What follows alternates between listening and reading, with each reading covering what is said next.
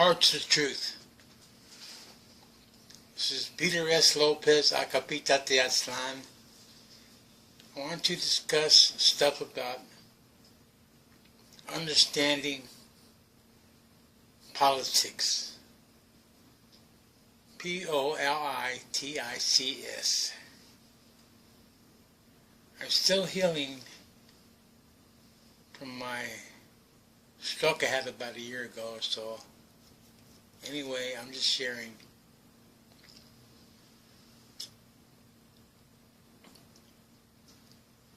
Mao talked about politics being war without bloodshed. And war is politics with bloodshed. We're all impacted by politics whether we recognize it or not. Usually we think of politicians as elected officials, the president, your congressman, your senator, your local representative. Yet in a way, people who are activists or who try to influence you or try to get you to support one position or another, in a way they are functioning in the role of a politician. That's why the idea of being against all politics is stupid. And so in a way, being a Chicano, I'm a Chicano politician. I share my ideals and my beliefs, and without fear, without being hung up upon being politically correct, and I just believe in expressing myself. The big reason why things are so screwed up is because people are in fear. They live in a paranoid fear.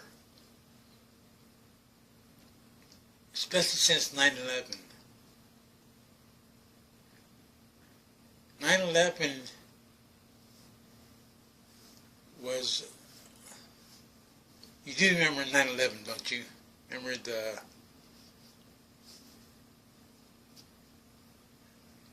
terrorist attacks in New York City against the Twin Towers and the Pentagon? And there's questions as to whether that was an inside job or not. So I'm saying that ever since then, see, when Fascist Bush ushered in the war on terror, and the U.S. invaded the Middle East, and all these wars and stuff are about keeping the war machine going. Our economy is based upon a war economy. So it's in the interest of the fascist ruling elite to keep war going. And peace is not in their interest. Peace, P-E-A-C-E, is in the interest of the people.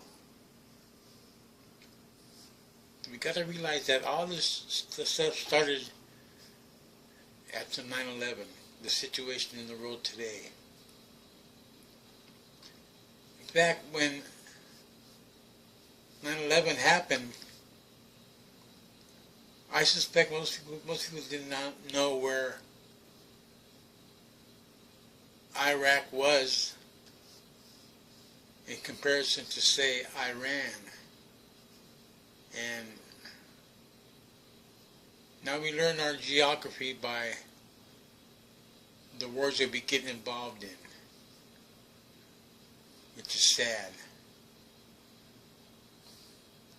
So I believe that I've been involved in politics since I was a youngster. From Maya, Mexican American Youth Association, then later on to United Farm Workers Support Committee, Brown Berets, Mecha. So I've seen so many groups and organizations and movements come and go. I've been involved in stuff now for 40 plus years. So I'm not no beginner. I know what the hell I'm talking about. I'm just sharing with you because it's part of my responsibility as a humane being to share the truth with others. Not just be content to think I'm a know-it-all. So we are born ignorant, and knowledge can cause grief. So I believe that politics is a part of the way that we cope with reality. You know, through being involved in political movements, to supporting certain candidates for public office, through trying to generate a collective consciousness about what's wrong in the world, what we need to do to make it right, and to try to unify mass consciousness. Now with the big presidential elections going on, there's a lot of the usual confusion, the usual madness, and we got some folks who support Bernie Sanders, who to me is a sellout. I myself support Jill Stein for president because she has integrity. And not so much whether she's going to win or not, because we know that chances are she's not. Just as chances are Bernie Sanders won't. Chances are the warmonger Hillary Clinton's going to win. So we need to be realistic. We need to take the long-term vision and not get caught up in just 2016. The Democratic and Republican parties are one two-headed monster, one corporate party, one war party, and our Congress is composed in Maine of clowns, and we get the government that we deserve, either through our action, voting wrong, or through our inaction, being compliant citizens who just go along with the regime. I don't like to call the people sheep because, you know, that's kind of denigrating the sheep. The people are in fear. We need to understand why there's apathy. People feel like as if they make no difference no matter what they do. There's one person. Well, I'm just one person and I make a difference.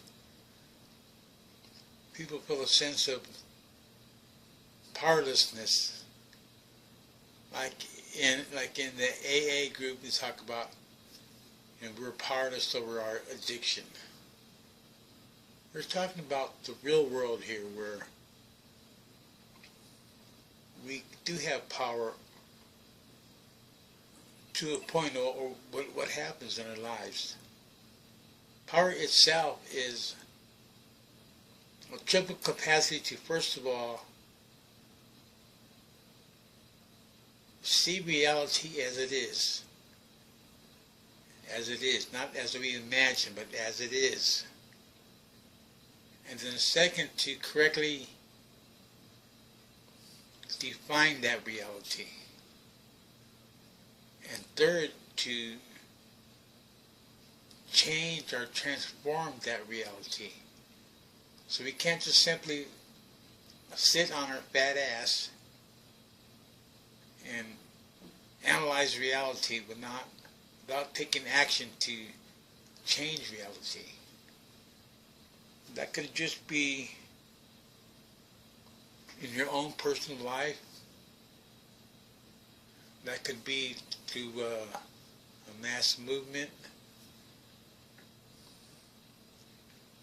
And that could be just being able to integrate the different realms of existence and how we move in connected reality. That's it for now. Hope I didn't bore you. Hope you were able to pay attention. You don't have ADHD. Powers of Truth.